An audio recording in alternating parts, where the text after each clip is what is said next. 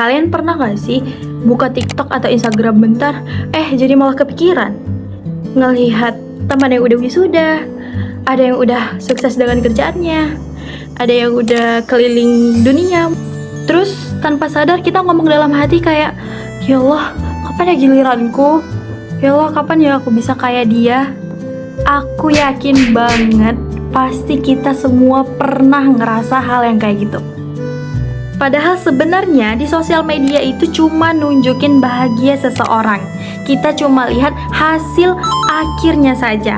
Jadi kita nggak lihat mereka sudah berjuang sekeras apa.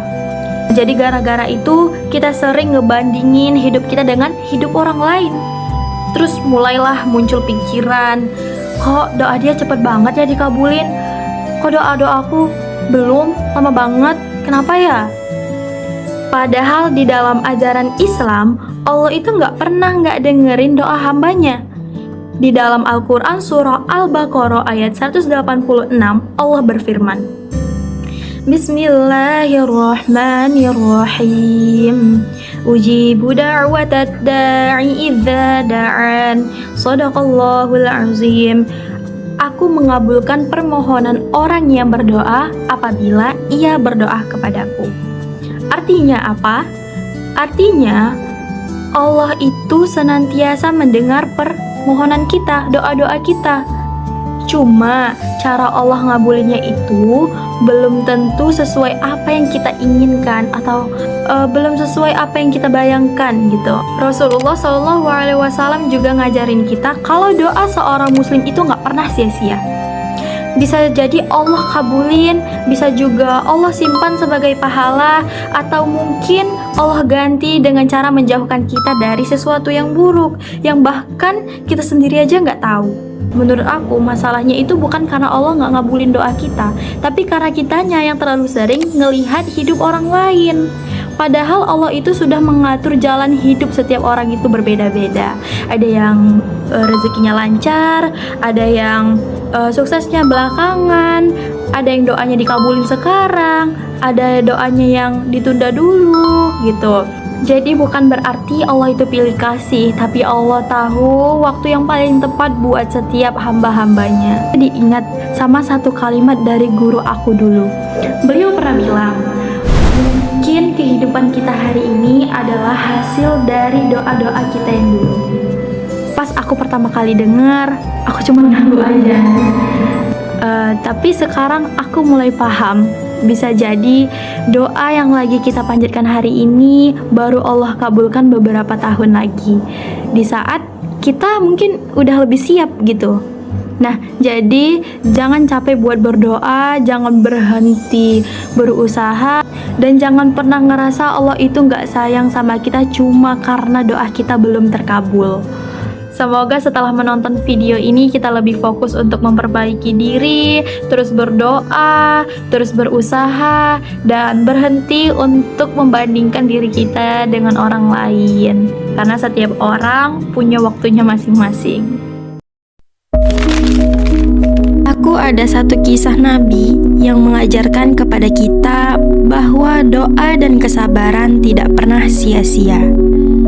Kisah seorang hamba yang diuji bukan karena Allah membencinya, bukan juga karena dia melakukan kesalahan, tetapi karena Allah ingin menunjukkan betapa kuatnya iman seseorang ketika berada dalam ujian. Beliau adalah Nabi Ayub alaihi salam. Kisah Nabi Ayub alaihi salam, kisah seorang nabi yang diuji dengan ujian yang sangat berat, tetapi tidak pernah kehilangan keyakinannya kepada Allah. Nabi Ayub alaihissalam adalah salah satu nabi Allah yang berasal dari keturunan Nabi Ibrahim alaihissalam. Nama lengkap beliau yang sering disebut dalam riwayat adalah Ayub bin Mush bin Razih bin Al-Ish bin Ishaq bin Ibrahim alaihissalam. Beliau tinggal di daerah Hauran, wilayah Syam. Nabi Ayub alaihissalam memiliki seorang istri yang terkenal sangat cantik dan setia bernama Rahmah binti Efraim. Ia adalah seorang istri yang tetap mendampingi Nabi Ayub dalam keadaan bahagia maupun dalam keadaan paling sulit. Nabi Ayub juga dikaruniai banyak anak. Dalam beberapa riwayat disebutkan beliau memiliki 14 orang anak. Sebelum mendapatkan ujian, Nabi Ayub alaihissalam adalah seorang yang sangat kaya raya. Allah memberikan beliau banyak kenikmatan berupa perkebunan yang luas, ladang yang subur, hewan ternak yang banyak seperti kambing, sapi, dan unta. Beliau juga memiliki banyak pekerja yang membantu mengelola kekayaannya, hingga beliau menjadi salah satu orang terkaya di daerahnya. Kekayaan itu tidak pernah membuat Nabi Ayub menjadi sombong. Beliau tetap rendah hati, selalu bersyukur kepada Allah, rajin bersedekah, membantu orang yang membutuhkan, dan tidak pernah menolak seseorang yang datang meminta bantuan. Karena itulah banyak orang menghormati Nabi Ayub alaihissalam. Mereka melihat beliau bukan hanya sebagai orang kaya, tetapi sebagai hamba Allah yang memiliki hati yang mulia. Melihat keteguhan iman Nabi Ayub, iblis merasa iri dan ingin menyesatkannya. Berbagai cara sudah dilakukan iblis untuk menggoda Nabi Ayub, tetapi tidak berhasil juga. Kemudian iblis berkata kepada Allah bahwa Nabi Ayub bisa saja tetap beriman karena hidupnya penuh dengan kenikmatan. Iblis berkata, "Jika semua hartanya diambil, apakah dia masih akan tetap menyembahmu?" Lalu Allah mengizinkan Nabi Ayub mendapatkan ujian, bukan karena beliau melakukan kesalahan, bukan karena Allah membencinya, tetapi karena Allah ingin menunjukkan kepada manusia bagaimana kuatnya iman seorang hamba yang benar-benar mencintainya.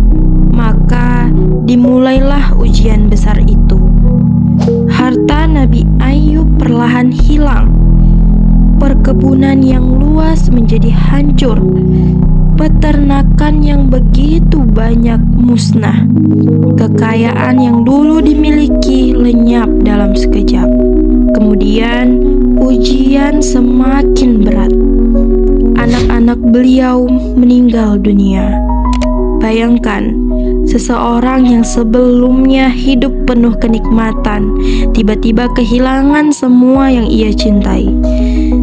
Namun Nabi Ayub tidak berpaling dari Allah. Beliau tidak mengeluh kepada manusia. Beliau tetap percaya bahwa semua yang dimiliki hanyalah titipan dari Allah dan semuanya akan kembali kepadanya. Tidak berhenti sampai di situ. Allah menguji beliau dengan penyakit yang sangat berat. Dalam banyak riwayat disebutkan ujian sakit itu berlangsung sekitar 18 tahun. Banyak orang menjauh karena melihat keadaan Nabi Ayub. Namun istrinya, Rahmah, tetap setia merawat beliau. Ia tetap menemani, membantu, dan menjaga suaminya dalam keadaan sulit. Selama bertahun-tahun menghadapi ujian, Nabi Ayub tetap sabar. Beliau tidak pernah berburuk sangka kepada Allah. Sampai akhirnya, Nabi Ayub berdoa kepada Allah dengan kerendahan hati. Sampai akhirnya, Nabi Ayub berdoa kepada Allah dengan penuh kerendahan hati. Rabbi anni massaniyad durru wa anta arhamur rahimin. Ya Tuhanku, sungguh aku telah ditimpa penyakit, sedangkan Engkau adalah Tuhan yang Maha Penyayang di antara semua penyayang. Quran Surah Al-Anbiya ayat 83. Perhatikan doa Nabi Ayub. Beliau tidak memaksa Allah. Beliau tidak berkata, "Ya Allah, kenapa lama sekali?" Atau, "Ya Allah, sembuhkan aku sekarang juga." Beliau hanya mengadu kepada Allah dengan penuh adab dan keyakinan, karena beliau tahu Allah lebih mengetahui waktu terbaik untuk memberikan pertolongan. Kemudian Allah mengabulkan doa Nabi Ayub. Allah memerintahkan beliau untuk menghentakkan kakinya ke tanah. Lalu keluarlah mata air. Nabi Ayub mandi dan meminum air tersebut hingga Allah menyembuhkan penyakitnya. Tidak hanya mengembalikan kesehatannya, Allah juga mengembalikan keluarganya dan mengganti semuanya yang telah hilang dengan nikmat yang lebih besar. Dari kisah Nabi Ayub alaihissalam, kita belajar bahwa ujian bukan selalu tanda Allah meninggalkan kita. Kadang Allah memberikan ujian bukan karena kita buruk, tetapi karena Allah ingin menguatkan iman kita dan menunjukkan bahwa kita mampu melewatinya bersama pertolongannya. Kalau hari ini doamu terasa lama dikabulkan, jangan langsung berpikir Allah tidak mendengar. Lihatlah Nabi Ayub, beliau menunggu bertahun-tahun, tetapi Allah tidak pernah lupa kepadanya. Karena doa bukan hanya tentang meminta sesuatu yang kita inginkan. Doa adalah tentang belajar percaya kepada Allah, bersabar dalam proses, dan yakin bahwa jawaban Allah selalu datang di waktu yang paling tepat. Mungkin Allah belum memberikan apa yang kita minta sekarang karena Allah sedang mempersiapkan sesuatu yang lebih baik.